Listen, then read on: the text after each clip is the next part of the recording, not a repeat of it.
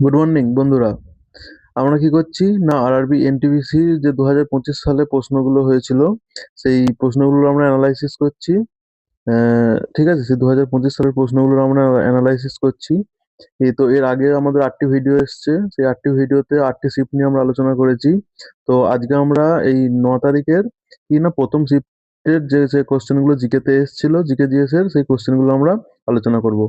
ঠিক আছে, প্রথম প্রশ্নটা কি বলেছে দেখবো। প্রথম প্রশ্নটা কি বলেছে না, হাউ মেনি টোটাল আইসল্যান্ড বা আইসলেটস বা rocky outcrops are there in the Andaman and Nicobar island as per the Andaman and Nicobar administration. Andaman ও নিকোবর প্রশাসন অনুযায়ী আন্দামান ও নিকোবর দ্বীপপুঞ্জে মোট কতগুলি দ্বীপ বা ক্ষুদ্র দ্বীপ বা পাথুরে শৈলশিরা রয়েছে? কতগুলি? না 836টি। কি অ্যান্সার হয়ে যাবে আমাদের? না 836টি।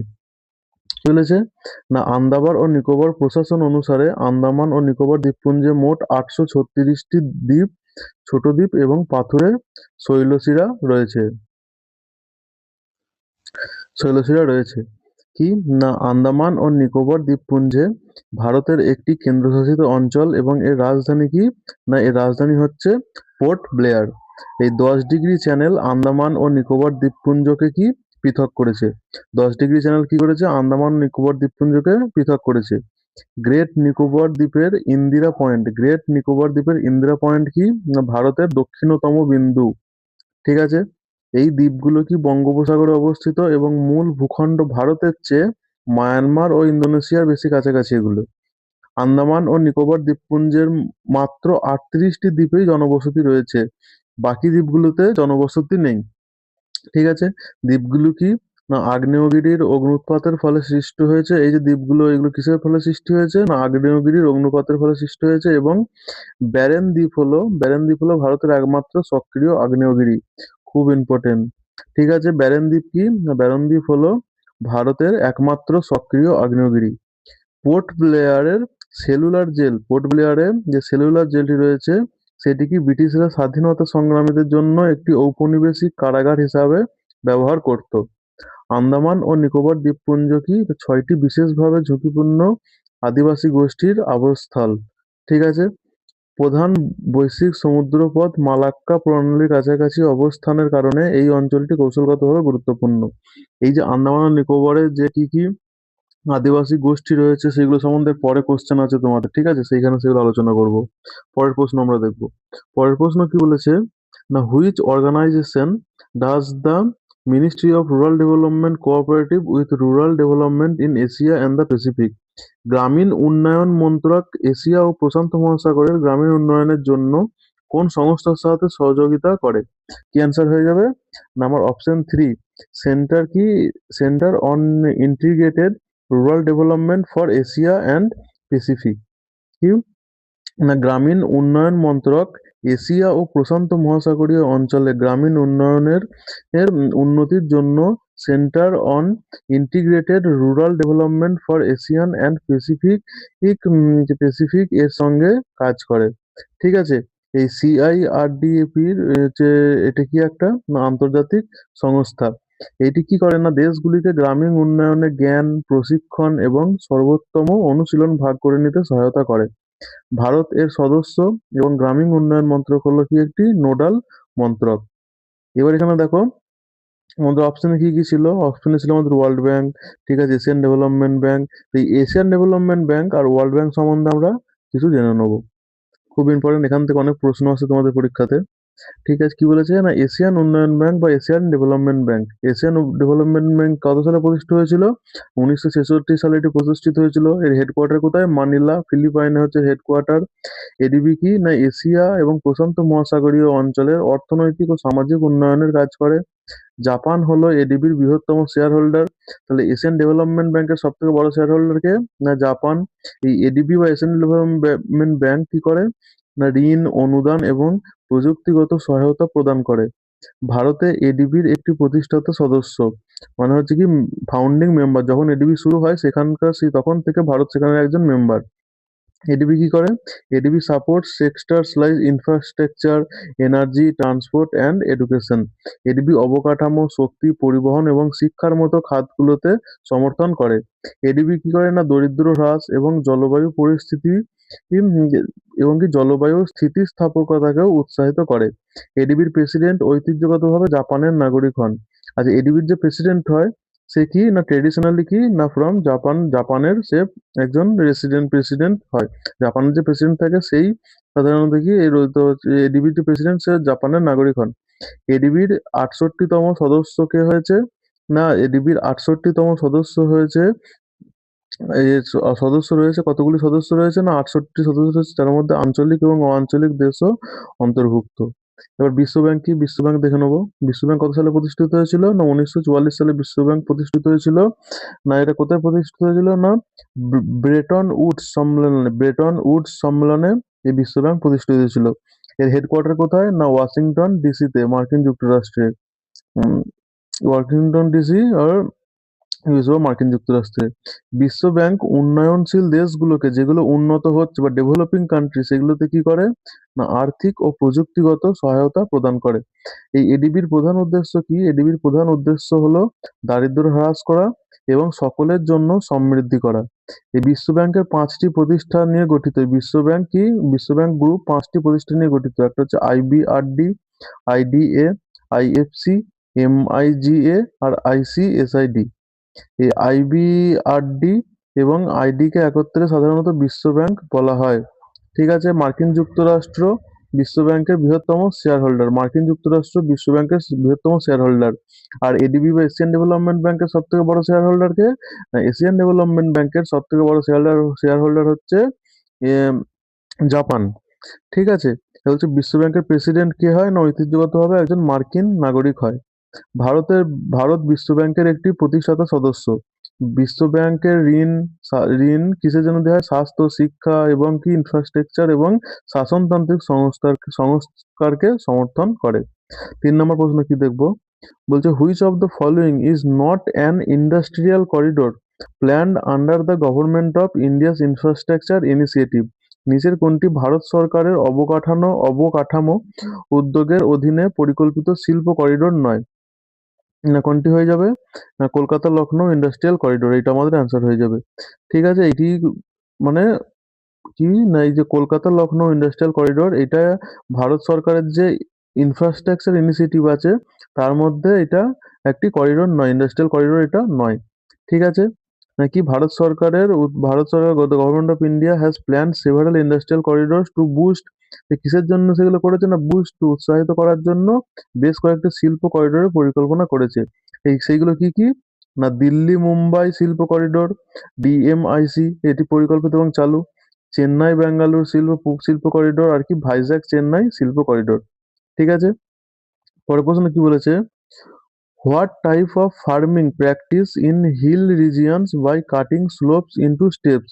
পার্বত্য অঞ্চলে ঢাল কেটে ধাপে ধাপে কি ধরনের চাষাবাদ করা হয়? এই যে পার্বত্য অঞ্চলে এরকম ভাবে দেখো পাহাড়ের ধাপগুলোকে কেটে কেটে কি পাহাড়ের ধাপগুলো কেটে কেটে কি না এরকম ভাবে এরা চাষাবাদ করছে। এই ধরনের চাষাবাদকে কি বলে? না এই ধরনের চাষাবাদকে আমরা ট্যারেস ফার্মিং বলি। ট্যারেস ফার্মিং, তাহলে অ্যান্সার কি হয়ে যাবে আমাদের? Terrace farming. তাহলে এবার দেখে নিই কি না ভারতের মেনলি কি কি ধরনের ফার্মিং হয় বা চাষাবাদ, কি কি ধরনের চাষাবাদ হয় সেগুলো সম্বন্ধে আমরা দেখে নেবো। প্রথম আমার কি না সাবস্টেন্স ফার্মিং বা জীবন ধারণের জন্য কৃষি, এটাকে কি বলে আমরা? Substance farming. এটি কি হয়? না প্রধানত পারিবারিক চাহিদা মেটানোর জন্য করা হয়। ছোট জমির মালিকানা এবং ঐতিহ্যবাহী সরঞ্জাম ব্যবহার করা হয়। এটি কি না এটা কিসের উপর ডিপেন্ড করে? না এটি depends on heavily on monsoon rainfall বা মৌসুমী বৃষ্টির ওপর ব্যাপকভাবে নির্ভরশীল করে। এই সময়ের প্রধান ফসল কি না ধান, গম, বাজরা, এইগুলো হচ্ছে কি না এই সাবসিস্টেন্স ফার্মিং এর প্রধান ফসল। ভারতের সব থেকে সাধারণ কৃষিকাজ, এটি কি ভারতের সব থেকে সাধারণ বা most common farming types in India. ভারতের সব থেকে মানে সাধারণ এটাই চাষ করা হয়, এরকম ভাবেই চাষ করা হয়। ২ নম্বর কি আমাদের? না কমার্শিয়াল ফার্মিং। কমার্শিয়াল ফার্মিং বা বাণিজ্যিক কৃষি। বাণিজ্যিক কৃষি কি? না বাজারে বিক্রির জন্য ফসল ফলানো হয়, আধুনিক উপকরণ সেখানে ব্যবহার করা হয় এবং উচ্চ ফলনশীল বীজ ব্যবহার করা হয়, সার ব্যবহার করা হয় ও সেচ ব্যবহার করা হয়। এবার কি বৃহৎ পরিসরে উৎপাদন, এটি কি অনেক বেশি পরিমাণে উৎপাদন করা হয়। এইখানের মেন ফসলগুলো কি না আমার কমার্শিয়াল ফার্মিং এর মধ্যে তুলা, আখ, চীনাবাদাম, এইগুলো এগুলো কি না লাভজনক কৃষিকাজ। এরপর কি আছে না ইন্টেন্সিভ ফার্মিং বা নিবিড় কৃষি। এইটি কি না প্রতি একর জমিতে উচ্চ পরিমাণ উপকরণ ব্যবহার করে একাধিক ফসল চাষ করা হয়। বেশি শ্রম ও পুঁজির প্রয়োজন হয়ে থাকে ঘনবসতিপূর্ণ এলাকায় এটি প্রচলিত। ন্যূনতম জমি থেকে সর্বোচ্চ উৎপাদন করা হয় এইভাবে। ঠিক আছে, ইন্টেন্সিভ ফার্মিং এ। এরপরে কি না এক্সটেন্সিভ ফার্মিং। এক্সটেন্সিভ ফার্মিং কি না বিশাল জমির ওপর এটি করা হয়। প্রতি একর জমিতে কম শ্রম ও পুঁজি ব্যবহার, বেশিরভাগই যান্ত্রিক পদ্ধতিতে এটি করা হয়। ভারতে ভারতে বিরল এটি, মানে ভারতে অতটা করা হয় না, এটি বেশিরভাগ মার্কিন যুক্তরাষ্ট্র, অস্ট্রেলিয়ার মতো দেশে প্রচলিত। ঠিক আছে, এবার হচ্ছে বাগান কৃষি বা প্ল্যান্টেশন ফার্মিং বা বাগান কৃষি। এটা কি না বিশাল এস্টেটে একটি মাত্র ফসল চাষ করা হয়। এতে কি পুঁজি, শ্রম এবং প্রক্রিয়াকরণ ইউনিটের প্রয়োজন হয়। এই প্ল্যান্টেশন ফার্মিং এ কি কি চাষ করা হয় না চা, কফি, রাবার, কোকো ও এগুলো প্রধানত চাষ করা হয়। এগুলো কোথায় হয় না আসাম, কেরালা, কর্ণাটকে এগুলি প্রচলিত। বাণিজ্যিক প্লাস কি না monoculture farming, commercial plus monoculture farming বা এক ফসলি, বাণিজ্যিক প্লাস এক ফসলি কৃষিকাজ। এরপরে কি আছে আমার শিফটিং ফার্মিং বা শিফটিং কাল্টিভেশন বা ঝুম। এই যে স্থানান্তরিত কৃষি বা শিফটিং কাল্টিভেশন, এটা কি আমরা ঝুম বলি বা ঝুম চাষ। এইটি কি হয় না জঙ্গল পুড়িয়ে পরিষ্কার করে সেই জমি তৈরি করা হয় এবং চাষের পরে জমি পতিত রাখা হয় বা ফেলে রাখা হয়। উত্তর পূর্বাঞ্চলীয় রাজ্যগুলিতে এগুলি প্রচলিত। ঠিক আছে, নর্থ ইস্টার্ন স্টেট যেগুলো রয়েছে কি আসাম, ত্রিপুরা, ঠিক আছে, এইসব রাজ্যগুলিতে এই ঝুম কাল্টিভেশন প্রচলিত। এগুলো অনিয়ন্ত্রিত হলে পরিবেশের জন্য ক্ষতিকর। তারপরে কি আছে আমার না টেরেস ফার্মিং। টেরেস ফার্মিং কি এটি পাহাড়ি ও পার্বত্য অঞ্চলে প্রচলিত হয়। এখানে কি না ঢাল কেটে সিঁড়ির মতো সোপান তৈরি করা হয়। এতে কি ভূমি ক্ষয়রোধ করে। হিমালয় এবং উত্তর পূর্বে এটি প্রচলিত। আর এখানে মেনলি কি চাষ করা হয় না এটি ধান চাষের জন্য এগুলো আদর্শ এই টেরেস ফার্মিং। ঠিক আছে, এবার হচ্ছে মিশ্র কৃষিকাজ বা মিক্স ফার্মিং বা মিশ্র কৃষিকাজ। এখানে কি করা হয় ফসল এবং পশুপালন একসাথে করা হয় অতিরিক্ত আয় এবং নিরাপত্তা প্রদান করার জন্য। খামারের সম্পদের দক্ষ ব্যবহার, এতে কি ফসল নষ্ট হওয়ার ঝুঁকি কম হয়। এরপরে কি আছে আমার ড্রাই ফার্মিং বা শুষ্ক কৃষি। এটি কি না কম বৃষ্টিপাত যে এলাকাতে হয় সেইখানে এটি বেশি প্রচলিত। খরা সহনশীল ফসলের উপর মনোযোগ দেওয়া হয়, যেমন কি বাজরা, ডাল, তৈলবীজ, এইগুলো বেশি হয় হচ্ছে আমার ড্রাই ফার্মিং এ। ড্রাই ফার্মিং আমার কোথায় হয় মেনলি রাজস্থান, মহারাষ্ট্রে এটি প্রচলিত। এরপর কি ওয়েটল্যান্ড ফার্মিং। ওয়েটল্যান্ড ফার্মিং বা জলাভূমির কৃষি।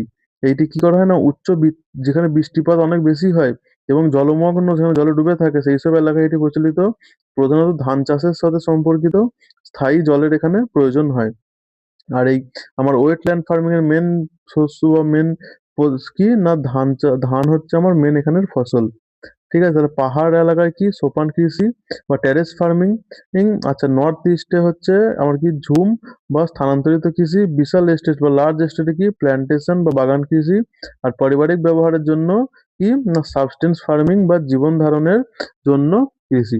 ঠিক আছে, 5 নম্বর প্রশ্ন কি বলেছে in MS Word, which feature allow user to see the margins of a document affecting the space between the text and the edge of a page?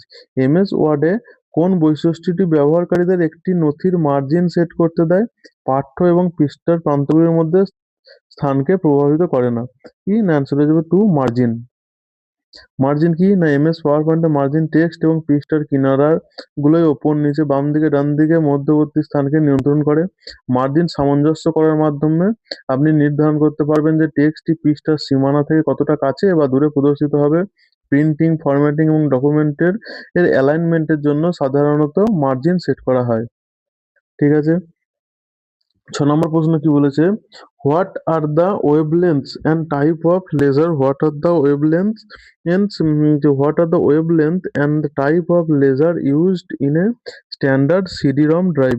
সিডি-রম ড্রাইভে কি ব্যবহৃত লেজারের তরঙ্গ দৈর্ঘ্য এবং ধরন কি? কি হয়ে যাবে না অপশন 2 780 ন্যানোমিটার। আর এটি ইনফ্রারেড লেজার। তাহলে কি না হোয়াট ওয়েভলেন্থ কি হয় না সিডি রম ড্রাইভের না 780 ন্যানোমিটার। আর এখানে কি তরঙ্গ দৈর্ঘ্য ব্যবহার করা হয় না ইনফ্রারেড লেজার। একটি স্ট্যান্ডার্ড সিডি-রম ড্রাইভের ডিস্ক থেকে ডেটা পড়ার জন্য প্রায় 780 ন্যানোমিটার তরঙ্গদৈর্ঘ্যের একটি ইনফ্রারেড লেজার ব্যবহার করা হয়। লেজারটি সিডি পৃষ্ঠের ক্ষুদ্র গর্ত এবং সমতল অংশগুলো পড়ে। ইনফ্রারেড আলোই যথেষ্ট কারণ ডিভিডি এবং ব্লু-রে ডিস্কের তুলনায় সিডির ডেটা ঘনত্ব তুলনামূলকভাবে কম থাকে। আচ্ছা, সিডি কত না 780 ন্যানোমিটার থেকে এটা ইনফ্রারেড ব্যবহার করা হয়। ডিভিডিতে কি করা হয় না 650 রেড ব্যবহার আছে, ইনফ্রারেড রেড ব্যবহার করা হয়। আর ব্লু-রেতে কি করা হয় না 405 ন্যানোমিটার এতে ব্লু ভায়োলেট ব্যবহার করা হয়। ঠিক আছে। 7 নম্বর প্রশ্নে কি বলেছে the female counterpart of the male ভাংড়া ইজ কল। পুরুষ যে ভাংড়া নাচ যেটা আছে ড্যান্স, যেটি কোথায় পাঞ্জাবে বিখ্যাত, সেইটারই বলছে। ভাংড়াটা তো ছেলেরা করে, সেটাকে আমরা ভাংড়া বলি। আর মেয়েরা যেটা করে এই ভাংড়া স্টাইলের যে ড্যান্স, সেটাকে আমরা কি বলি না সেটাকে আমরা বলি গিদ্দা। কি ভাংড়া হলো পাঞ্জাবের পুরুষদের একটি লোকনৃত্য। আর ভাংড়ার নারী সংস্কারকে গিদ্দা বলা হয়। গিদ্দা নৃত্য কি মহিলাদের হাততালি, ঠিক আছে, ছন্দবদ্ধ অঙ্গভঙ্গি এবং লোকগানের বলি সাথে পরিবেশন করে। এরা অপশনে যেগুলো ছিল আমাদের কালবেলিয়া। কালবেলিয়া কি এটি রাজস্থানের লোকনৃত্য। কালবেলিয়া উপজাতি এটি করে। ঘুমর, ঘুমর এটি কি রাজস্থানের মহিলারাই ঐতিহ্যবাহী একটি নৃত্য। আর গরবা, গরবা কোথায় না এটি গুজরাটের একটি লোকনৃত্য। খুব ইম্পর্টেন্ট। আচ্ছা, 8 নম্বর প্রশ্নটা কি বলেছে what is the primary functions of alt plus tab in most modern operating system. বেশিরভাগ আধুনিক অপারেটিং সিস্টেমে অল্ট প্লাস ট্যাবের প্রাথমিক কাজ কি না অল্ট প্লাস ট্যাবের প্রাথমিক কাজ হচ্ছে কি না switch between open application. Alt plus tab কি এর প্রাথমিক কাজ কি না switch between open application, open অ্যাপ্লিকেশনগুলির মধ্যে সুইচ করে। কি না বেশিরভাগ আধুনিক অপারেটিং সিস্টেমে যেমন উইন্ডোজ, ম্যাক ওএস এবং লিনাক্স এর মধ্যে অল্ট প্লাস ট্যাব খোলা অ্যাপ্লিকেশন বা উইন্ডোগুলোর মধ্যে দ্রুত সুইচ করার জন্য ব্যবহৃত করে। মানে একটা অ্যাপ্লিকেশন থেকে যে অ্যাপ্লিকেশনগুলো খোলা আছে আমার, সেগুলোর একটা থেকে অন্য একটাতে যেতে আমার এটা কি হেল্প করে। ঠিক আছে। অল্ট প্লাস ট্যাব কি অল্ট প্লাস ট্যাব চাপলে বর্তমানে খোলা অ্যাপগুলোর মধ্যে পর্যায়ক্রমে পরিবর্তিত হয়। মানে প্রথমেরটা তারপরেরটা থেকে তারপরেরটা এরকম ভাবে। এটি দ্রুত মাল্টিটাস্কিং এ সাহায্য করে। সক্রিয় উইন্ডোকে মিনিমাইজ করে না, সক্রিয় উইন্ডোকে মিনিমাইজ করে, মানে যে উইন্ডোটা আমার খোলা আছে সেটাকে মিনিমাইজ করে কি না উইন প্লাস ডাউন অ্যারো। ঠিক আছে, উইন্ডোজ প্লাস ডাউন অ্যারো এটি টিপলে আমার কি হয়ে যায় না যে উইন্ডোটা আমার খোলা আছে সেটা মিনিমাইজ হয়ে যায়। আচ্ছা, একটি নতুন ট্যাব খোলা, নতুন ট্যাব আমার কিভাবে খুলবে না এর জন্য শর্টকাট হলো কন্ট্রোল প্লাস টি টিপতে হবে আমার। সরাসরি টাস্ক ম্যানেজ খোলা, টাস্ক ম্যানেজার খোলা, এই টাস্ক ম্যানেজার কিভাবে খুলবে না কন্ট্রোল প্লাস টি শিফট প্লাস এস কি টিপতে হবে। ঠিক আছে। 9 নম্বর প্রশ্ন কি বলেছে না what is the purpose of creating sub folders when organising files. File সংগঠিত করার সময় সাব ফোল্ডার তৈরির উদ্দেশ্য কি না অপশন কি হয়ে যাবে না বলছে সাব ফোল্ডার তৈরির অপশন কি না 3 নম্বর to group related files together for better management. Sub folder কি না এই একটা আমার ফোল্ডার আছে, এই ফোল্ডারের ভেতর আরো আমি ছোট ছোট ছোট ছোট ছোট ফোল্ডার বানাবো, এগুলো কি বলছি আমি সাব ফোল্ডার। তো এই সাব ফোল্ডার আমার তৈরির উদ্দেশ্যটা কি নাকি আরো ভালো ব্যবস্থাপনার জন্য একসাথে সম্পর্কিত ফাইলগুলোকে গ্রুপ করা, একসাথে সম্পর্কিত ফাইলগুলোকে গ্রুপ করাকে আমরা কি বলি সাব ফোল্ডারিং। কি না সাবফোল্ডার তৈরি করলে সম্পর্কিত ফাইলগুলি একসাথে দলবদ্ধ করে ফাইলগুলি সংগঠিত করতে সাহায্য করে। ফলে সেগুলো খুঁজে বের করা, পরিচালনা করা এবং রক্ষণাবেক্ষণ করা সহজ হয়। তো কি ফাইলের সংগঠন উন্নত করে, ফাইল খোঁজার সময় বাঁচায়, আর কি প্রধান ফোল্ডারটিকে পরিপাটি রাখে। 10 নম্বর প্রশ্ন কি বলেছে না in India which region is not suitable for tube well irrigation due to non alluvial tracts. ভারতের কোন অঞ্চলটি অপলল ট্র্যাক্টের কারণে নলকূপ সেচের জন্য উপযুক্ত নয়। মানে বলছে ভারতের কোন জায়গাতে যে কোন ধরনের অঞ্চলে নলকূপ সেচের বা নলকূপের মাধ্যমে সেচ বা জমিতে সেচ এগুলো সম্ভব নয়। কোথায় না এইগুলো হয়ে যাবে আমার অপশন ওয়ান প্ল্যাটু রিজন বা মালভূমি অঞ্চলে। কেন না টিউবওয়েল সেচ পলল সমভূমিতে সব থেকে বেশি উপযুক্ত। অ্যালুভিয়াল সয়েল, যে অ্যালুভিয়াল যে সয়েল হয় মাটি হয় সেইখানে এটি কি সব থেকে বেশি উপযুক্ত, কারণ কি সেখানে ভূগর্ভস্থ জল। টিউবওয়েল আমার মেনলি কি করে না, ভূগর্ভস্থ জল আছে সেইটাকেই নিয়ে কাজ করে। তো সেই ভূগর্ভস্থ জল প্রচুর পরিমাণে এবং সহজে পাওয়া যায় কোথায় না, অ্যালুভিয়ালাইজ সয়েল যেখানে আছে। তো মালভূমি অঞ্চলে, যেমন দক্ষিণাত্য মালভূমি, সেখানে কি শক্ত এবং অপলল শিলা দ্বারা গঠিত। এই শিলাগুলি ভূগর্ভস্থ জল ভালোভাবে সঞ্চিত থাকে না, যার ফলে টিউবওয়েল সেচ অনুপযুক্ত হয়ে পড়ে। আচ্ছা, নিচে ভারতের কি প্রধান যে সেচ পদ্ধতিগুলো আছে সেগুলো দেখে নেবো। ভারতের যে সেচ পদ্ধতিগুলো আছে কি কি, না প্রথম হচ্ছে আমার ক্যানেল ইরিগেশন বা খাল সেচ। এগুলোতে কি না, নদী ও জলাধার থেকে মানুষের তৈরি খালের মাধ্যমে জল সরবরাহ করা হয়। ভারতের সবথেকে গুরুত্বপূর্ণ সেচ পদ্ধতি হলো কি উত্তরের সমভূমিতে প্রচলিত। এটি কি সস্তা এবং নির্ভরযোগ্য, কিন্তু জলবদ্ধতার কারণ হয়, বা ওয়াটার লগিং। এরপরে কি আছে আমার কূপ সেচ বা ওয়েল ইরিগেশন, বা হচ্ছে তোমার কি কুয়ো। কি বলছে, খোলা কুয়ো থেকে জল তোলা হয়। ভারতের সব থেকে পুরনো সেচ পদ্ধতি এটা, ক্ষুদ্র কৃষকদের জন্য উপযুক্ত। ভূগর্ভস্থ জলের স্তরের ওপর ভূগর্ভস্থ কি জলের স্তরের ওপর এটি নির্ভরশীল। এরপরে কি টিউবওয়েল ইরিগেশন। টিউবওয়েল ইরিগেশন কি পাম্প সহ গভীর নলকূপ ব্যবহার করা হয়। বর্তমানে ভারতের সব থেকে ব্যাপকভাবে ব্যবহৃত সেচ পদ্ধতি কোনটা, না এই টিউবওয়েল ইরিগেশন। টিউবওয়েল ইরিগেশন কি আমার, না ভারতে সব থেকে ব্যাপকভাবে ব্যবহৃত এটি সেচ পদ্ধতি। আর এটি কি বেস্ট ইন অ্যালুভিয়াল প্ল্যান্টস, যে মালভূমি অঞ্চলের জন্য এটি উপযুক্ত নয়। এরপরে কি ট্যাঙ্ক ইরিগেশন বা জলাধার সেচ। এটি কি কৃত্রিম জলাশয়, পুকুরে জল সংগ্রহ করা হয় এবং তারপরে চাষবাস করা হয়। এটি কোথায় প্রচলিত, না দক্ষিণ ভারতে এটি প্রচলিত। কি করা হয় এইখানে, না বর্ষার বৃষ্টির ওপর ব্যাপকভাবে এগুলো নির্ভরশীল। বর্ষার যখন বৃষ্টি হয় তখন সেই কৃত্রিম জলাশয়গুলোতে জল ভরে যায়, পরে সেই জল নিয়ে কৃষিকাজ করা হয়। এটি কি না ঐতিহ্যবাহী এবং মৌসুমী সেচ বা সিজনাল ইরিগেশন। ঠিক আছে। এরপরে কি ড্রিপ ইরিগেশন বা ফোঁটা সেচ। এটাতে কি করা হয়, না গাছের মূলে ফোঁটা ফোঁটা করে জল সরবরাহ করা হয়। এটি কি সব থেকে জল সাশ্রয়ী সেচ পদ্ধতি। এটি কি যে উদ্যান পালন এবং শুষ্ক অঞ্চলের জন্য আদর্শ। এটিতে কি হয়, না জলের অপচয় কম হয়। এরপরে কি আছে না আমার স্প্রিংকলার ইরিগেশন, স্প্রিংকলার সেচ। এটি কি না কৃত্রিম বৃষ্টির মতন জল ছেটানো হয়, হচ্ছে অসম জমি এবং বালুকাময় মাটির জন্য ও উপযুক্ত। খালের তুলনায় জল সাশ্রয় করে, জল সংকটপূর্ণ এলাকায় ব্যবহৃত হয়। ঠিক আছে। তারপর হচ্ছে আমার কি ইনুডেশন ইরিগেশন, এই বাবা প্লাবন সেচ। এটি কি না বন্যার সময় নদীর জল দ্বারা সরাসরি ক্ষেত প্লাবিত করা হয়, এবং কি আদিম এবং অবিশ্বাসিত পদ্ধতি। নদীর পাড়ের কাছাকাছিতে এটি প্রচলিত, জল প্রবাহের সময় কোনো নিয়ন্ত্রণ নেই। তাহলে কি অ্যালোফিয়ালাইট প্ল্যান্টস এর জন্য কি টিউবওয়েল ইরিগেশন, সাউথ ইন্ডিয়াতে কি ট্যাঙ্ক ইরিগেশন, ওয়াটার স্কারসিটি হচ্ছে কি ড্রিপ অ্যান্ড স্প্রিংকলার, আর ওল্ডেস্ট মেথড কি না ওয়েল ইরিগেশন। ঠিক আছে। 11 নম্বর প্রশ্ন কি বলেছে, in MS Word which command allow users to duplicate a selected block of text and place the copy at a defined location within the same document or another document।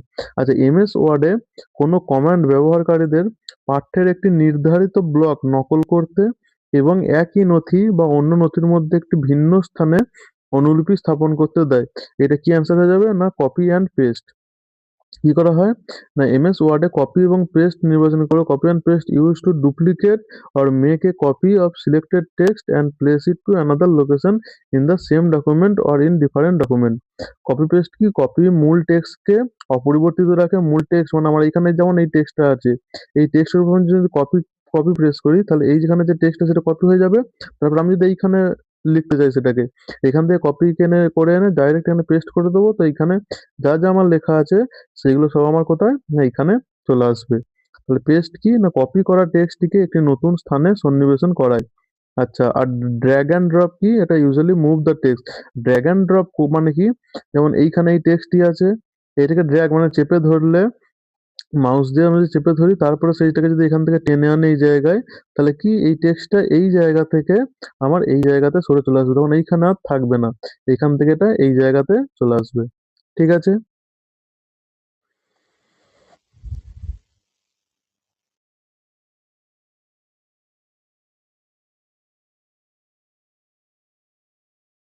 দেখো, 12 নম্বর প্রশ্নটা কি বলেছে, না what is the primary role of gram panchayat in the panchayat raj system in India.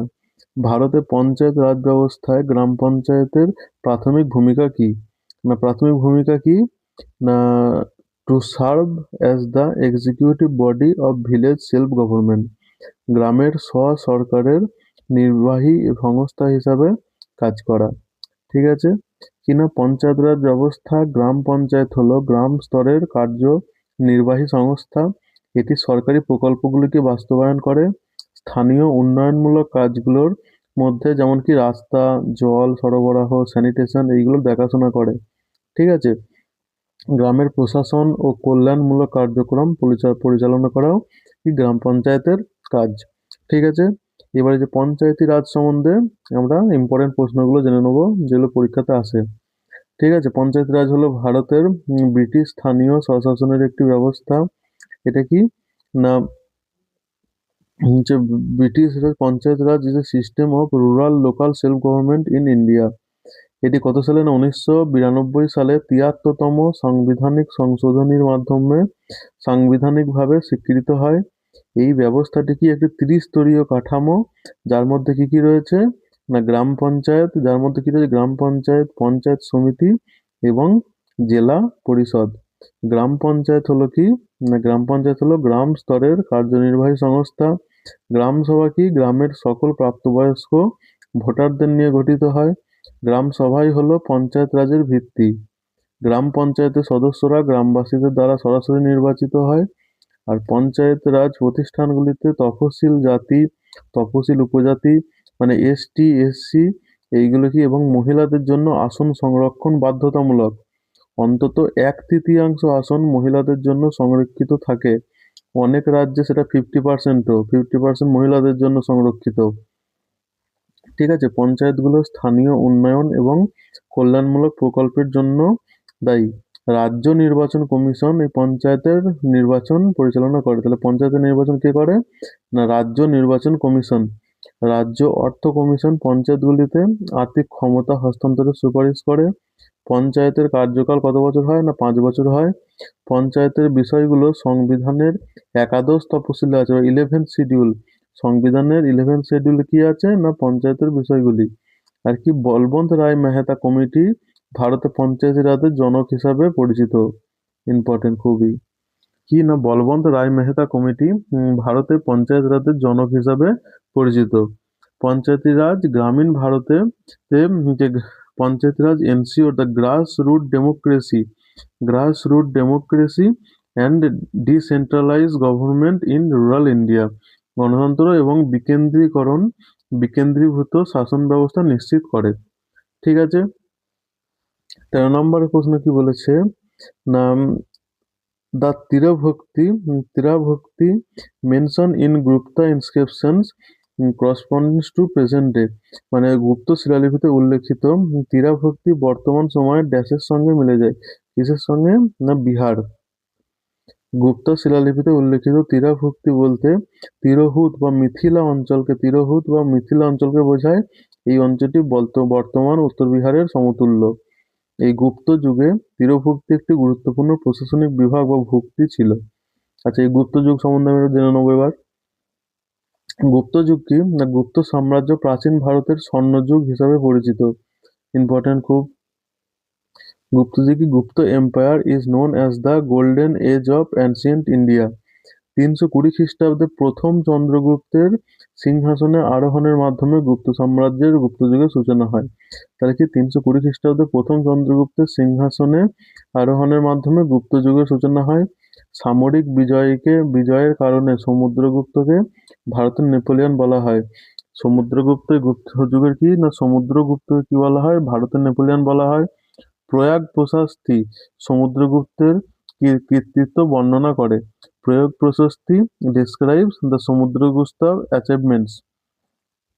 দ্বিতীয় চন্দ্রগুপ্ত বা বিক্রমাদিত্য নামেও পরিচিত ছিল। দ্বিতীয় চন্দ্রগুপ্ত কি না বিক্রমাদিত্য নামেও পরিচিত ছিল।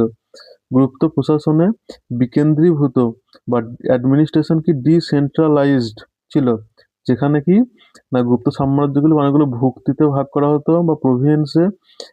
সেইখানে এগুলো কি ভুক্তি, তারপরে কি সেই ভুক্তির আন্ডারে কি ছিল বিষয়, এবং বিষয়ের আন্ডারে কি ছিল গ্রামের মতো বিভাগ ছিল। গুপ্ত শিলালিপিতে উল্লেখিত তীরভুক্তি বর্তমান বিহারের সমতুল্য। গুপ্ত যুগে ব্রাহ্মণ ও কর্মকর্তাদের ভূমি ও অনুদান প্রদান সাধারণ হয়ে ওঠে। গুপ্ত রাজারা স্বর্ণমুদ্রা জারি করেছিল, যা অর্থনৈতিক সমৃদ্ধির ইঙ্গিত দেয়। গুপ্ত যুগের মুদ্রায় তাকে বিনা বাজাতে সমুদ্রগুপ্তকে মুদ্রায় বিনা বাজাতে দেখা যায়। তাহলে সমুদ্রগুপ্তের যে মুদ্রা ছিল সেই মুদ্রায় বিনা বাজাতে দেখা যায় কাকে? না, সমুদ্রগুপ্তকে। ঠিক আছে, পরবর্তী গুপ্ত যুগে নালন্দা বিশ্ববিদ্যালয় সমৃদ্ধি লাভ করে। গুপ্ত যুগে ধ্রুপদী সংস্কৃতি সাহিত্যের বিকাশ ঘটে। আর কি শ্রেষ্ঠ সংস্কৃতি কবি কালিদাস গুপ্ত যুগেরই মানুষ ছিল। কালিদাসের বিখ্যাত রচনাগুলির মধ্যে কি অভিজ্ঞানম শকুন্তলম এবং মেঘদূত। আর আর্যভট্ট মতবাদ দেন যে পৃথিবী তার অক্ষে ঘোরে। এটি কোন সময় হয়েছিল? এগুলো গুপ্ত যুগে হয়েছিল। আর্যভট্ট কি পাই এর মান নির্ভুলভাবে গণনা করেছিল। দশমিক পদ্ধতি এবং শূন্যের ধারণা গুপ্ত যুগে বিকশিত হয়েছিল। এই গুপ্ত যুগে অজন্তার গুহা চিত্রগুলি শৈল্পিক উৎকর্ষে পৌঁছেছিল। গুপ্ত শিল্প সরলতা, ভারসাম্য এবং আধ্যাত্মিক অভিব্যক্তির দ্বারা চিহ্নিত। বৈষ্ণব ও শৈব ধর্মের উত্থানের সাথে সাথে হিন্দু ধর্মেরও বিকাশ ঘটে এই গুপ্ত যুগে। গুপ্ত লিপি থেকে নাগরী লিপির উদ্ভব হয়। গুপ্ত সেনাবাহিনীতে পদাতিক, অশ্বারোহী এবং হাতি এবং রথ ছিল। রাজাকে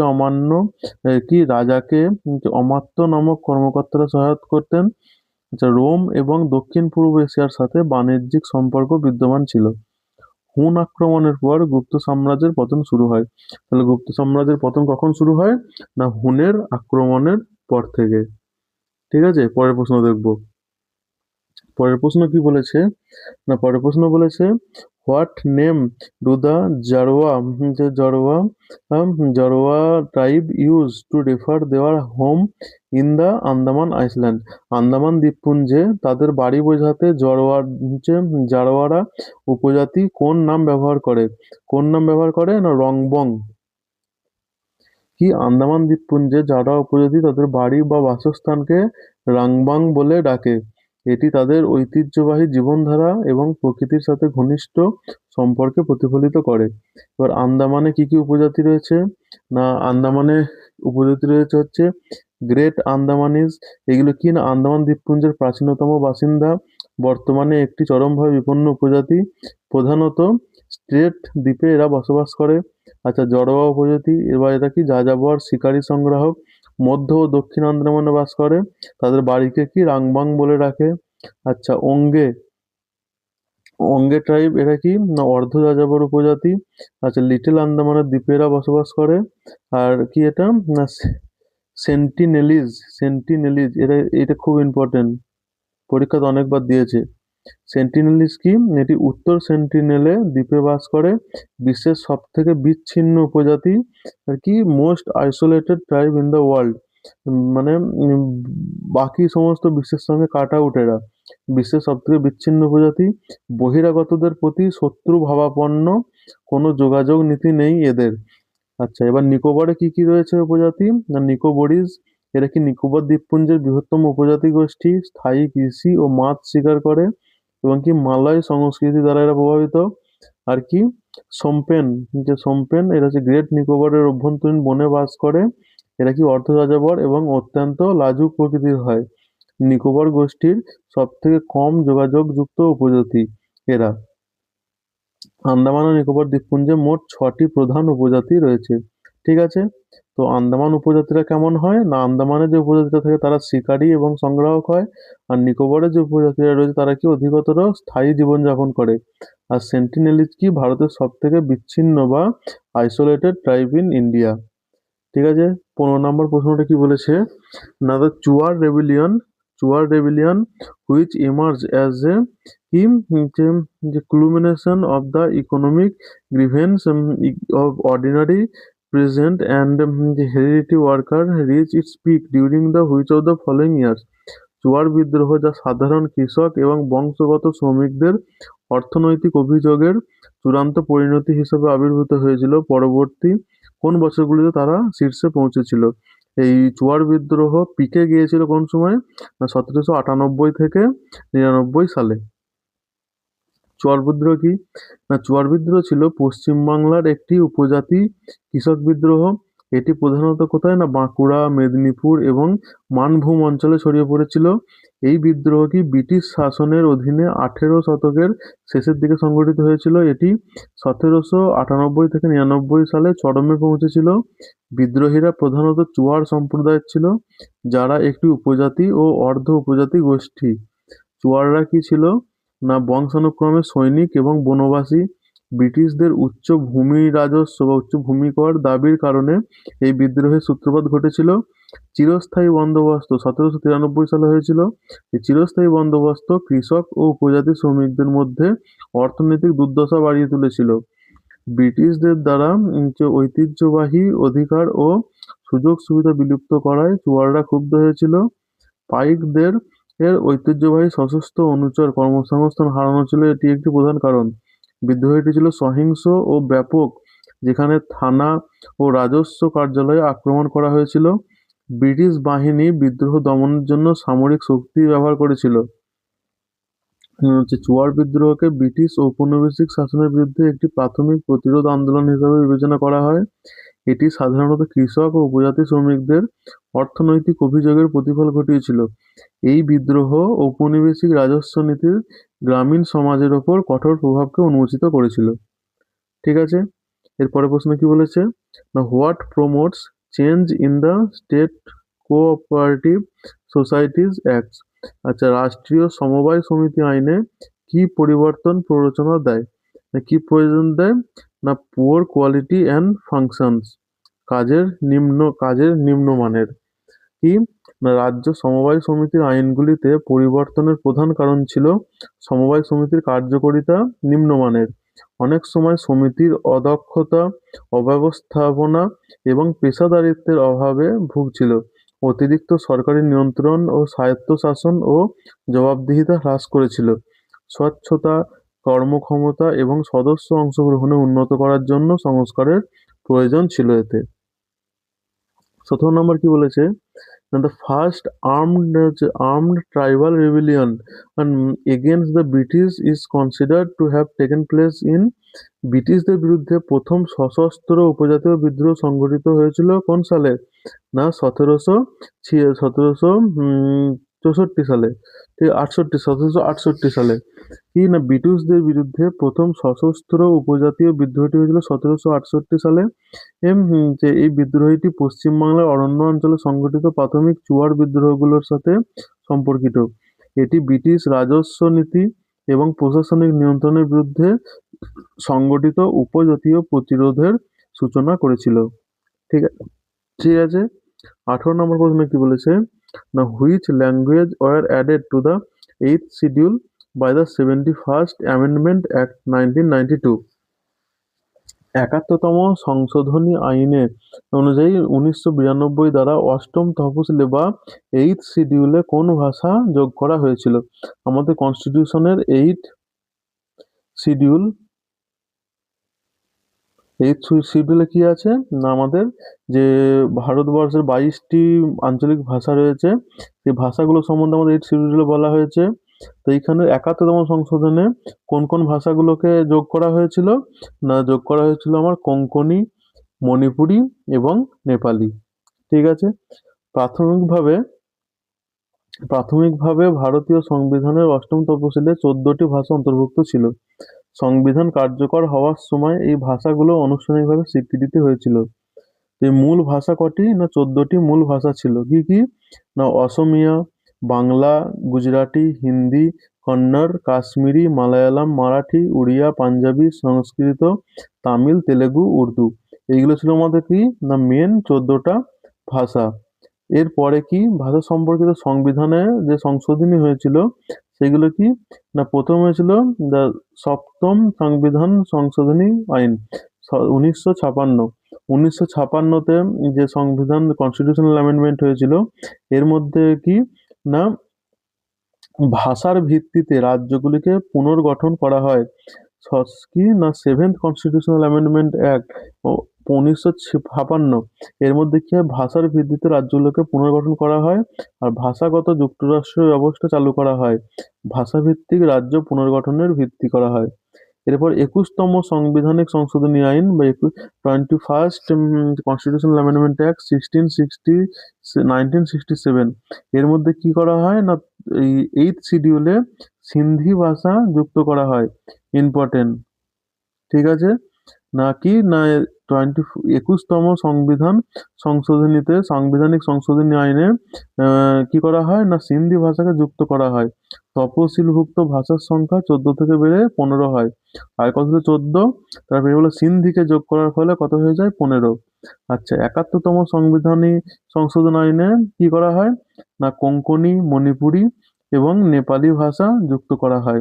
তাহলে তফসিলি ভাষা শিডিউলে 8th শিডিউলে আমাদের ভাষা কতগুলো ছিল না 15 থেকে বেড়ে কতগুলো হলো 15 + 3 18টা হয়ে গেল। এরপর 92তম সাংবিধানিক সংশোধনী আইন 2003-এ কি না বোরো, ডোগরি, মৈথিলি এবং সাঁওতালি ভাষা যুক্ত করা হয়। এই পাঁচটি আরো এই ভাষাগুলোকে যুক্ত করার ফলে কি হয় 18 থেকে বেড়ে 22 হয়ে যায়। ঠিক আছে? তাহলে আমাদের 8th শিডিউলে কটি ভাষা সম্বন্ধে বলা আছে না 22টি ভাষা সম্বন্ধে বলা আছে।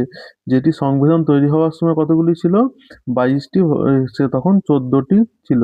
তারপর এখন হয়ে গেছে কতগুলো না 22টি ভাষা হয়ে গেছে। এছাড়াও 100তম সাংবিধানিক সংশোধনী আইনে কি করা হয় না ভারত বাংলাদেশের স্থল সীমান্ত চুক্তি সম্পর্কিত সীমান্ত অঞ্চলে ভাষাগত জনসংখ্যার উপর প্রভাব ফেলেছিল। এটি সরাসরি ভাষা সম্পর্কিত সংশোধনী নয়, তবে কিছু কিছু পরীক্ষায় এটি জিজ্ঞাসা করা হয়। আর অনুচ্ছেদ বা আর্টিকেল 343 কি বলা হয় না কেন্দ্রের সরকারি ভাষা সম্বন্ধে বলা হয়, official language of the union. 19 নম্বর প্রশ্ন কি বলেছে না in one of his famous work he Yahya bin Ahmed Sirhindi he claims that the founder of dash was a descendant of prophet. তার একটি বিখ্যাত রচনায় ইয়াহিয়া বিন আহমদ সিরহিন্দি দাবি করেছেন যে ড্যাশের প্রতিষ্ঠাতা ছিলেন নবীর বংশধর। কি না সাইয়্যদ ডাইনেস্টি। ইয়াহিয়া বিন আহমেদ সিরহিন্দি তার বিখ্যাত ঐতিহাসিক গ্রন্থ তারিখ-ই-মুবারক শাহীতে দাবি করেছেন যে সৈয়দ রাজবংশের প্রতিষ্ঠাতা ছিল নবী মুহাম্মদের বংশধর। সৈয়দ রাজবংশের শাসকরা তুগলকদের পর দিল্লিতে তাদের শাসনের বৈধতা দেওয়ার জন্য এই দাবিটি করেছিল। কি জন্য করেছিল না তুগলকদের পর দিল্লিতে তাদের শাসনকে বৈধতা দেওয়ার জন্য এই দাবিটি ব্যবহার করেছিল। এবার দিল্লি সুলতানাতের যে প্রধান রাজবংশগুলো ছিল সেগুলো সম্বন্ধে আমরা একটু দেখব। প্রথম হচ্ছে কি দিল্লি সুলতানাতে এসেছিল না মামলুক রাজবংশ বা মামলুক ডাইনেস্টি। এটিকে কি বলা হয় অলসো কল্ড স্লেভ ডাইনেস্টি বা দাস রাজবংশ নামে পরিচিত ছিল। এটি কত সাল থেকে কত সাল ছিল না 1206 থেকে 1290 সাল ছিল। এই দাস রাজবংশের বা স্লেভ ডাইনেস্টি বা মামলুক ডাইনেস্টির প্রতিষ্ঠাতা কে ছিল কুতুবউদ্দিন আইবক। দাস বংশোদ্ভূত শাসকদের জন্য পরিচিত এটি ইলতুৎমিশ। ইলতুৎমিশ যে সালতানাকে সুসংগত করেন। এই দিল্লি সুলতানাতকে সুসংগত কে করেন না ইলতুৎমিশ। আচ্ছা, রাজিয়া সুলতানাও ছিলেন এই দিল্লির প্রথম মহিলা শাসক। এটি কোন তাহলে রাজিয়া সুলতানা কোন বংশের ছিল না মামলুক ডাইনেস্টি বা দাস রাজবংশের বা স্লেভ ডাইনেস্টির ছিল রাজিয়া সুলতানা। দিল্লির প্রথম মহিলা শাসক কে ছিল তাহলে দিল্লির প্রথম মহিলা শাসক ছিল রাজিয়া সুলতানা। আর দিল্লি সালতানাতের ভিত্তি স্থাপন করে কে না এই মামলুক রাজবংশ। এরপরে কি আসে না খিলজি রাজবংশ বা খুলজি রাজবংশ। এটি কত 1290 থেকে 1320 পর্যন্ত। এই খলজি রাজবংশের প্রতিষ্ঠাতাকে না জালালউদ্দিন খিলজি। আলাউদ্দিন খিলজি ছিল সব থেকে শক্তিশালী শাসক। এই আলাউদ্দিন খিলজি কি করেছিল না বাজার নিয়ন্ত্রণ, মূল্য নিয়ন্ত্রণ ব্যবস্থা চালু করেন এবং সফলভাবে মঙ্গলদের মঙ্গলদের আক্রমণকে প্রতিহত করেন। এই খলজি রাজবংশ কি ছিল সামরিক সম্প্রসারণ এবং অর্থনৈতিক সংস্কারের জন্য পরিচিত ছিল। ঠিক আছে? এরপরে কি আসে না তুগলক রাজবংশ। তুগলক রাজবংশ কত সাল থেকে কত সাল পর্যন্ত 1320 সাল থেকে 1414 সাল পর্যন্ত। এই তুগলক রাজবংশের প্রতিষ্ঠাতা কে ছিল না গিয়াসউদ্দিন তুগলক। এটি কি ছিল মুহাম্মদ বিন তুগলক সাহসী কিন্তু ব্যর্থ পরীক্ষা নিরীক্ষার জন্য পরিচিত। Mohammad bin Tughlaq known for his bold but failed experiments. Firoz Shah Tughlaq জনকল্যাণমূলক কাজের উপর মনোযোগ দেয়। আর প্রশাসনিক অসিস্টেম যে প্রশাসনিক অস্থিতিশীলতার সময়কাল বলা হয়। প্রশাসনিক অস্থিতিশীলতার সময়কাল কোন সময়কে বলা হয়? না তুগলক রাজবংশে। এটি কি সব থেকে বিতর্কিত রাজবংশ। এরপরে কি আসে? না সৈয়দ রাজবংশ, 1414 সাল থেকে 1451 সাল পর্যন্ত। সৈয়দ রাজবংশের প্রতিষ্ঠাতা কে? না খিরিজ খান। এটি কি নবী মোহাম্মদের বংশধর বলে এনারা দাবি করতেন। আর দুর্বল কর্তৃত্ব নিয়ে শাসন করতেন, তৈমুরিদের প্রভাবে পরিচালিত হতো এই সৈয়দ রাজবংশ। এরা কি সংক্ষিপ্ত এবং দুর্বল রাজবংশ ছিল। তারপর আছে কি লোদি রাজবংশ। লোদি রাজবংশ কি? না 1451 সাল থেকে 1526 সাল পর্যন্ত ছিল। এর প্রতিষ্ঠাতা কে ছিল? বহলুল লোদি বা ভাল্লুল লোদি। দিল্লি সালতানাতের প্রথম আফগান রাজবংশ ইব্রাহিম লোদি ছিলেন শেষ শাসক। আর পানিপথের প্রথম যুদ্ধ 1526 সালের মাধ্যমে এটির সমাপ্তি ঘটে। ঠিক আছে, এবং মুঘল শাসনের উত্তরায়ণ হয়। এরপরের প্রশ্নটা দেখবো। দেখো 20 নম্বর প্রশ্ন কি বলেছে আমাদের? না how many molecules are present in 2 mole of CO2। ঠিক আছে, না আমরা কি জানি? দেখো প্রথমে দেখো মোল, 1 মোল অফ CO2। ঠিক আছে, মোল যেমন কি? যেমন আমরা যদি বলি না এক ডজন, এক এক ডজন সমান কি? না এক ডজন সমান 12টা কলা, তাই তো? তাহলে 2 ডজন সমান কত হয়ে যাবে? না 2 ডজন সমান 24টা কলা হয়ে যাবে, তাই তো? তো এই 12টা কলাকে আমরা কি বলছি? না 12টা কলাকে আমরা 1 ডজন বলছি, তাই তো? তাহলে তেমনি 1 মোল, তেমনি ধরো আমরা বলছি সাপোজ কার্বন ডাইঅক্সাইড CO2, বা আমরা বলছি অক্সিজেন, বা আমরা বলছি নাইট্রোজেন। তাহলে এই সবগুলো যদি আমরা 1 মোল নিই, এই নাইট্রোজেন, অক্সিজেন, কার্বন ডাইঅক্সাইড, যে কোনো মৌল, ঠিক আছে, বা যে কোনো কিছুর যদি আমরা 1 মোল নিই, এই 1 মোল মানেই কতগুলো সংখ্যা হয়ে যাবে? এই 1 মোল মানেই হয়ে যাবে আমার 6.22 ইন্টু কি 6.022 ইন্টু 10⁻23 সংখ্যক মলিকুল হয়ে যাবে। তাহলে কি যেমন আমরা 12টা কলাকে একটা ডজন বলছি, তেমনি 6.022 ইন্টু 10⁻23টা মলিকিউলকে আমরা কি বলছি? 1 মোল। ঠিক আছে,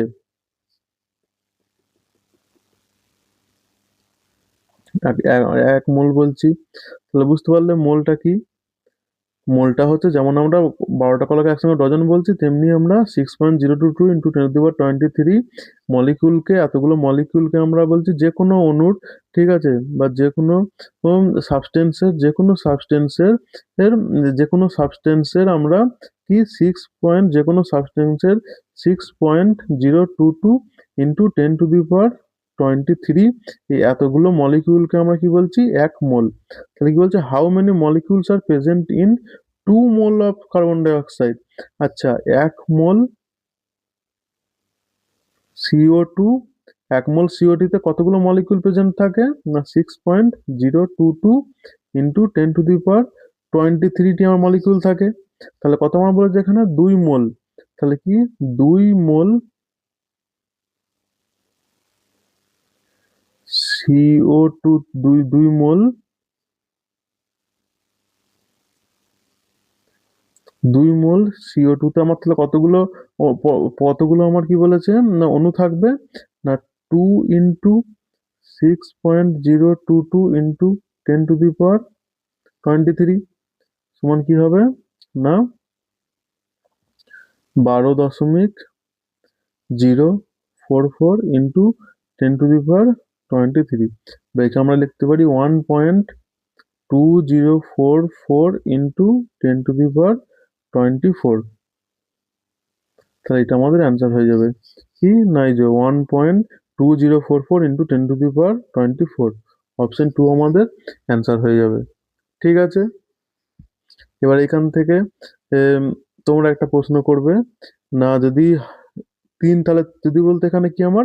না 2 এর জায়গায় যদি বলতো আমার কি 3 মোল, 3 মোলেতে কতগুলো কার্বন ডাই অক্সাইডের অণু থাকবে? তাহলে সেটাকে আমরা কি না এই 6.022 × 1023 কে আমরা 3 দিয়ে গুণ করে দিতাম।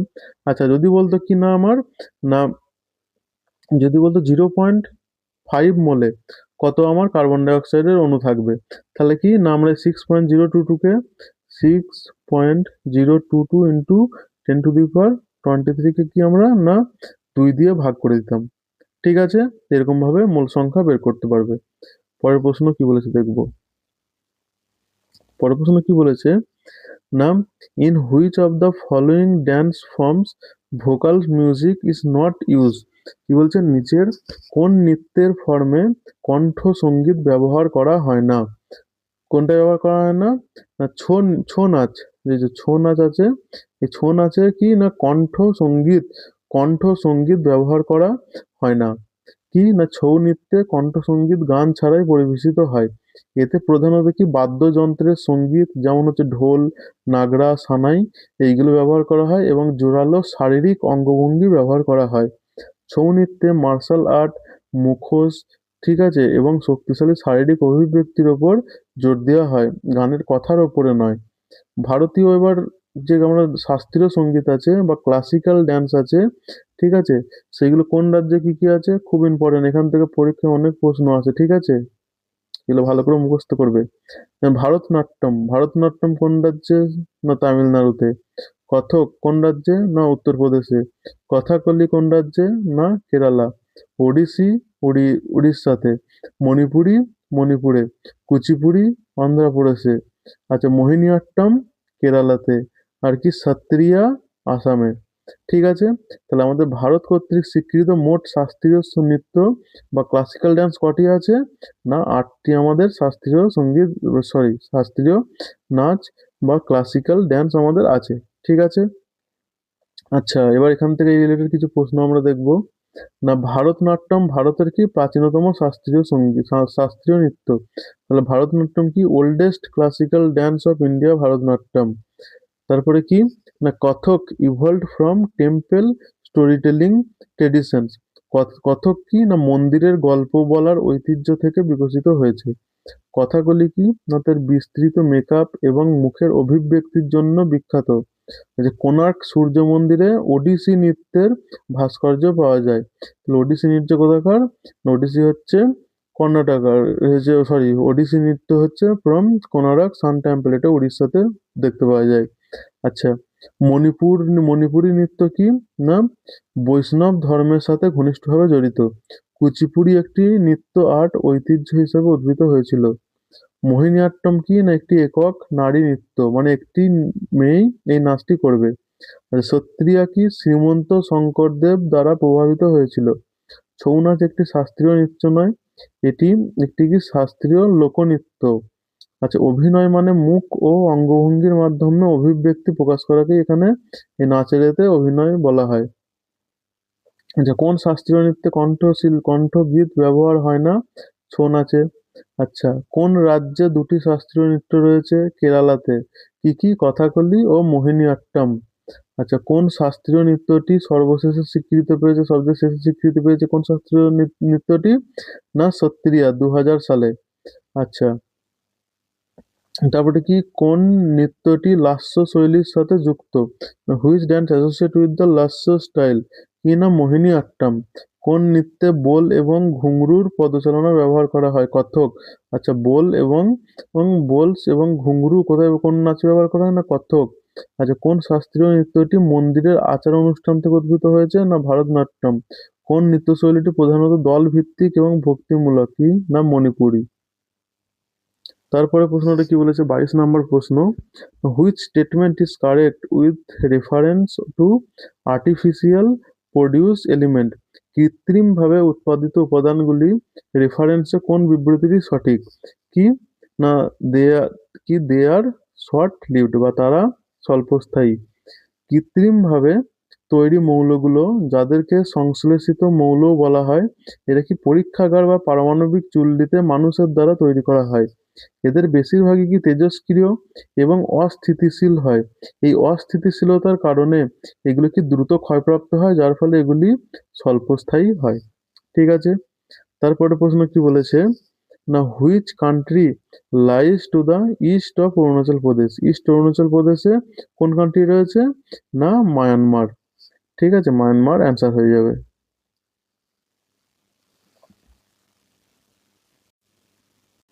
দেখো 24 নম্বর প্রশ্নটা কি বলেছে, a new mutation allows plasmodium কি plasmodium falciparum to exit the liver without maturing into merozoites. What would be the immediate consequences? একটি নতুন মিউটেশন প্লাজমোডিয়াম ফ্যালসিপেরামকে কি মেরোজোয়েটে পরিপক্ক না হয়ে লিভার থেকে প্রস্থান করতে যদি দেয়, তাহলে তাৎক্ষণিক পরিণতি কি হবে? ঠিক আছে, এই কোশ্চেনটি করার আগে আমরা কি না করার আগে কিছুটা জানবো। এই কোশ্চেনটির অ্যান্সার করার আগে আমরা কি জানবো? না এই কোশ্চেনটা অ্যান্সার করার আগে আমরা কি জানবো না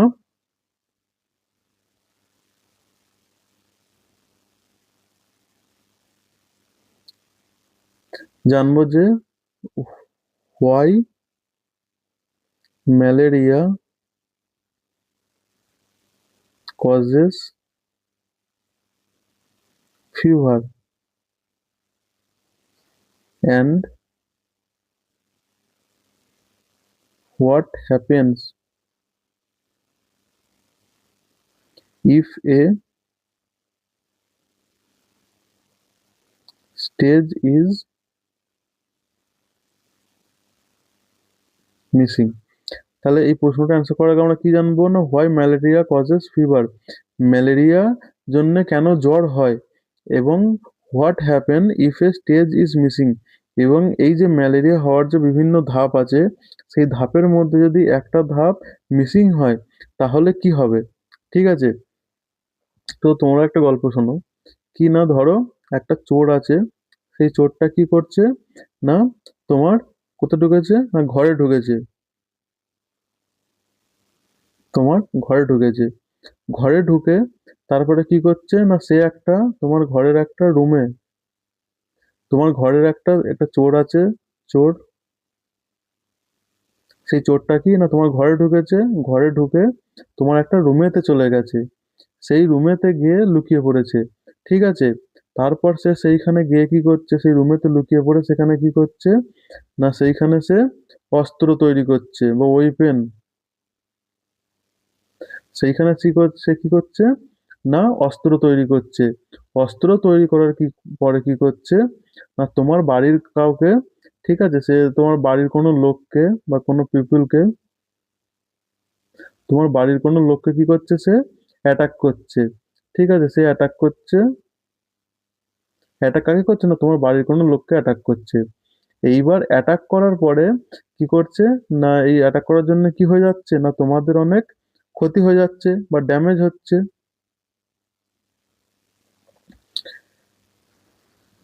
এই চোরটা যদি তাহলে কি বলছে না প্রথমে ধরো তোমার ঘরে ঢুকে গেছে, ঘরে ঢুকে গিয়ে সেখানে একটা রুমেতে লুকিয়ে আছে, লুকিয়ে থাকার পরে কি করছে না সেই ঘরে লুকিয়ে লুকিয়ে সে ওয়েপন বা অস্ত্র তৈরি করছে, তারপরে সে অস্ত্র তৈরি করে তোমার বাড়ির কাউকে সে অ্যাটাক করছে, অ্যাটাক করার ফলে কি হচ্ছে না তোমাদের অনেক ক্ষতি হয়ে যাচ্ছে বা ড্যামেজ হয়ে যাচ্ছে। তো সেইটাই ম্যালেরিয়ার ক্ষেত্রে কি হয় না ম্যালেরিয়ার ক্ষেত্রে যখন সেই ম্যালেরিয়ার প্যারাসাইটটা আছে, সেই প্যারাসাইটটা কি না ম্যালেরিয়ার প্যারাসাইটটার নাম কি না প্লাজমোডিয়াম, ম্যালেরিয়ার প্যারাসাইট কি না প্লাজমোডিয়াম, প্লাজমোডিয়াম কি ফেলসিপেরাম, প্লাজমোডিয়াম ফেলসিপেরাম, এটা হচ্ছে কি ম্যালেরিয়ার প্যারাসাইট। এই প্যারাসাইটটা তোমার বডিতে ঢুকে যাচ্ছে, তাহলে এই ঘরটা কি ঘরটাকে যদি আমরা তোমার বডি বলি, ঘরটাকে কি বলছি আমরা না ঘরটা হয়ে যাচ্ছে তোমার বডি। আচ্ছা, এই রুমটা কি হয়ে যাচ্ছে না রুমটা হচ্ছে তোমার লিভার। তাহলে কি না তোমার বডিতে ম্যালেরিয়ার প্যারাসাইটটা এসে কি করছে না এই চোরটা কি ম্যালেরিয়ার প্যারাসাইট,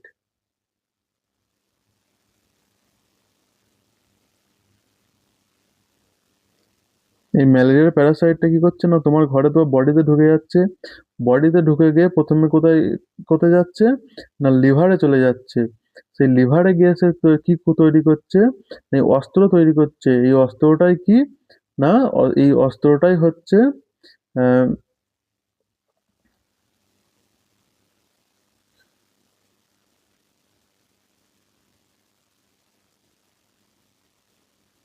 মিরিওজাইটিস।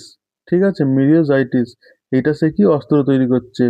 তারপর সে তোমার ঘরের লোক বা পিপলকে আক্রমণ করছে, সেই ঘরের লোকটাকে না আরবিসি, রেড ব্লাড সেল, এই রেড ব্লাড সেলকে অ্যাটাক করার ফলে তারপরে তোমার কি হচ্ছে না ঘরের লোকে অ্যাটাক করার পর তোমার ড্যামেজ হচ্ছে, আর সেই ড্যামেজটাই কি তোমার না ফিভার।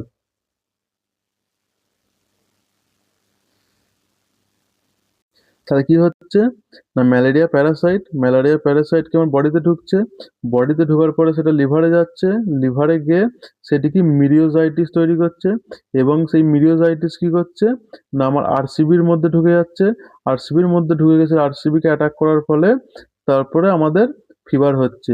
আচ্ছা সাপোজ ধরো সে এই চোরটা তোমার রুমে গেল, ঠিক আছে, বা ম্যালেরিয়ার প্যারাসাইটটা তোমার লিভারে গেল, লিভারে গিয়ে এই মিরিওজাইটিস তৈরি করতে পারলো না। আচ্ছা মিরোজাইটিসটা যদি তৈরি করতে না পারে তাহলে কি হবে, এইটি যদি এই ধাপটি যদি না হয় তাহলে কি হবে না সে কি তোমার ঘরের কাউকে অ্যাটাক করতে পারবে, অ্যাটাক করতে পারবে না। তাহলে কি আরসিবি কে অ্যাটাক করতে পারবে না, আর আরসিবি কে অ্যাটাক না করতে পারলে কি হবে না তোমার জ্বর আসবে না। ঠিক আছে, তাহলে এর ধাপগুলো কি কি, প্রথমে মশা তোমাকে কাটছে, মস্কুইটো, এখান থেকে কোথায় যাচ্ছে আমার না লিভার, লিভারে গিয়ে আমার কি তৈরি করছে না মেরিওজাইটিস, MEROZOITES, মেরিওজাইটিস, মেরিওজাইটিস তারপর আমার কি করছে না এটা আমার আরবিসি কে ইনফেক্টেড করছে, রেড ব্লাড সেলকে আমার ইনফেক্টেড করছে। তারপরে আরবিসি কে ইনফেক্টেড করার ফলে আমার কি হয়ে যাচ্ছে না আরবিসি, আরবিসি আমার রেপচার হয়ে যাচ্ছে, র্যাপচার হয়ে যাচ্ছে। আর এই আরবিসি র্যাপচার হওয়ার ফলে কি হচ্ছে না আরবিসি র্যাপচার হওয়ার পরেই আমার ফিভার, আর কি না আমার এই ম্যালেরিয়ার যে আমার সিমটমস গুলো আছে সেইগুলো দেখা দেওয়া শুরু হয়ে যাবে। ঠিক আছে, তাহলে এই মিরিওজাইটিস এই ধাপটি যদি না হয় তাহলে কি হবে না কিছুই হবে না, আমার লিভারও হচ্ছে আমার লিভারে এই লিভার পর্যন্তই এটি সীমাবদ্ধ থাকবে, এবং সেটির প্রভাব আমরা কিছু বুঝতে পারবো না, আমাদের ফিভার বা কোনো সিমটম সেটির আমরা বুঝতে পারবো না, কারণ কি মিরিওজাইটিস না হলে সেটা আরবিসি কে আমাদের ইনফেক্টেড করবে না, আর আরবিসি কে ইনফেক্টেড না করলে কি আরবিসি র্যাপচার হবে না, আর আরবিসি র্যাপচার না হলে কি না আমার ফিভার বা কোনো সিমটম দেখা দেবে না। ঠিক আছে, এইবার আমার কোশ্চেন আসি, কোশ্চেনে কি বলেছে না exit the liver, exit the liver, কি বলেছে exit the liver without maturing into merozoites, exit the liver without maturing into merozoites, মানে কি মেরিওজাইটে পরিপক্ক না হয়েই লিভার থেকে প্রস্থান করে, মেরিওজাইটে কি পরিপক্ক না হয়েই লিভার থেকে প্রত্যাখ্যান করে। তাহলে কি মেরিওজাইটিসে আমার কি পরিপক্ক হচ্ছে না, মানে মেরিওজাইটিসে পরিপক্ক হচ্ছে না, পরিপক্ক না হলে কি হবে না আমার আরবিসি কে ইনফেক্টেড করবে না, ফলে আমার আরবিসি র্যাপচারও হবে না, আমার ফিভার অ্যান্ড সিমটমসও কিছু দেখা যাবে না। ঠিক আছে, তাহলে এবার আমরা কি না অপশনগুলো এক এক করে দেখে নেবো। কি না absence of RBC rupture and reduce clinical symptoms, RBC যদি ফেটে না যায়, আরবিসি র্যাপচার না হলে কি আরবিসি র্যাপচার না হলে এর কি কোনো ক্লিনিক্যাল লক্ষণগুলি হ্রাস পাবে। ঠিক আছে, বা ক্লিনিক্যাল যে লক্ষণগুলো ছিল সেগুলো দেখা যাবে না, তো এটি আমাদের কি হয়ে যাবে না অ্যান্সার হয়ে যাবে। ঠিক আছে, এরপর আমাদের কি বলেছে না পরের যেমন অপশনটা বলেছে কি direct infection of alveoli, alveoli আমাদের কোথায় থাকে না অ্যালভিওলাই আমাদের থাকে হচ্ছে তোমার লাংসে। আর তাহলে এটা আমার লাংসে নয়, এটা আমার কোথায় অ্যাটাক করছে? না, এই ম্যালেরিয়ার প্যারাসাইটটা আমার অ্যালভিওলাই নয়, আমার কোথায় লাং সরি, এটা আমার লিভারে অ্যাটাক করছে। তাহলে এই অপশনটি আমাদের কি না হবে না, ভুল হয়ে যাবে। ইনক্রিজ সেভার অফ ডিজিজ, রোগের তীব্রতা বৃদ্ধি। রোগের তীব্রতা বৃদ্ধি কি করে হবে? আমার মিরিওজাইটিসের এই জায়গাতেই আমার সীমাবদ্ধ হয়ে গেছে, মিরিওজাইটিসে সীমাবদ্ধ হয়ে গেছে। এই জায়গায় সীমাবদ্ধ হয়ে গেলে কি আর বেশি আমার ইনফেক্টেডও হবে না, আর বেশি র্যাপচারও হবে না। আর বেশি র্যাপচার না হলে আমার কোনো ফিভার বা কোনো সিমটমস আসবে না। তাহলে কি এটা রোগের তীব্রতা বৃদ্ধি করছে না, তাহলে এটা আমাদের কি ভুল হয়ে যাবে। আর immediate immune response and clearance, তাৎক্ষণিক প্রতিরোধ ক্ষমতা এবং ক্লিয়ারেন্স। এখানে কি বলেছে না, এইখানে আমাদের না এই লাইফ সার্কেল সম্বন্ধে বলেছে। এই যে প্লাজমোডিয়াম ফ্যালসিপেরামের এটা লাইফ সার্কেল সম্বন্ধে বলেছে, এখানে তার কি প্রতিরোধ ক্ষমতা সম্বন্ধে বলেনি। তাহলে এটা আমাদের অ্যান্সার হবে না, অ্যান্সার হয়ে যাবে আমাদের কি অপশন 1। ঠিক আছে, না বুঝতে পারলে এইটাকে ব্যাক করে আবার দেখো, ঠিক আছে, বুঝতে পেরে যাবে। পরের প্রশ্নটা দেখবো, পরের প্রশ্ন কি বলেছে,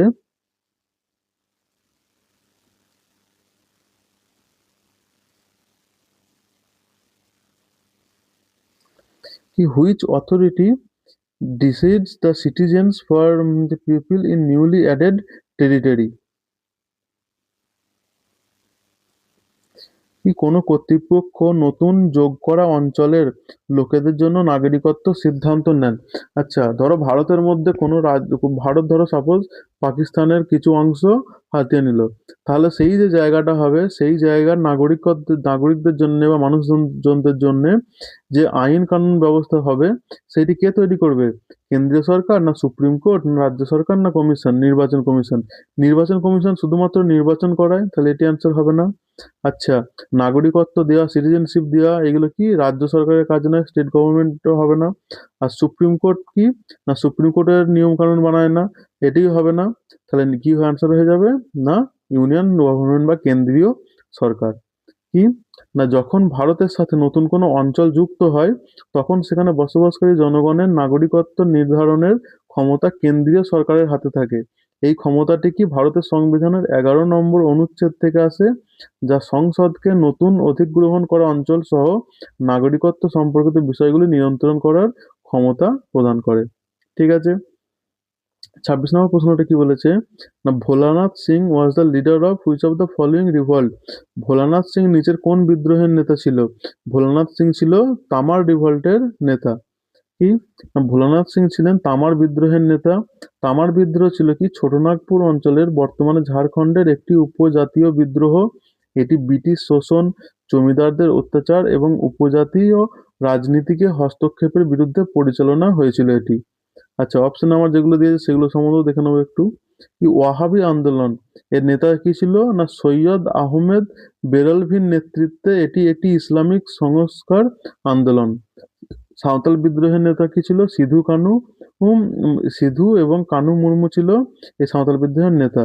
আর কি ফার্সি মুভমেন্ট কি না, হাজি শরীয়তুল্লাহ এবং দুদু মিয়ার নেতৃত্বে এটি পরিচালিত হয়েছিল। ঠিক আছে, 27 নম্বর প্রশ্নটা কি বলেছে না, which Indian constitutional amendment act has not amended anything in the directive principle of state policy?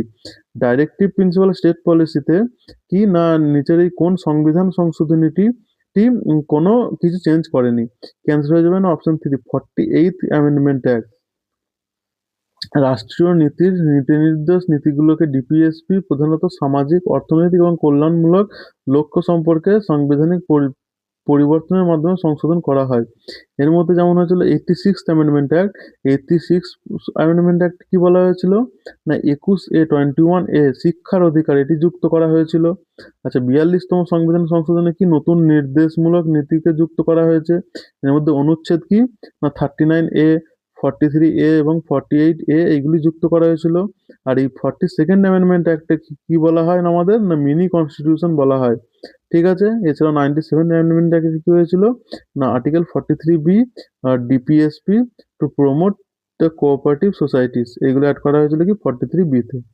ঠিক আছে, তো আজকের ভিডিও এই পর্যন্তই। ঠিক আছে, দেখা হবে পরের ভিডিওতে। ঠিক আছে, থ্যাংক ইউ।